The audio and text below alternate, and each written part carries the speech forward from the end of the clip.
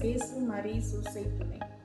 இறையன்பில் பிரியமான தோழமைகளே, ஆண்டவர் வெறுக்கும் 7 குறித்து தூய ஆவி கூற கேட்போம். நீதிமொழிகள் அதிகாரம் 6 இறைவசனங்கள் 16 முதல் 19 முடிய. ஆண்டவர் வெறுப்பவை 6. 7வது ஒன்றும் அவரது வெறுப்புக்குரியது.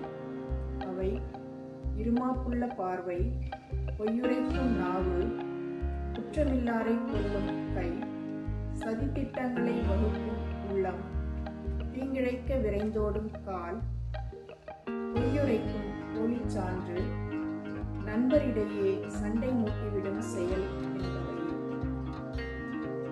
ஆம் சகோதர சகோதரிகளே, இந்த 7ம் ஆண்டவர் வெறுப்பவை.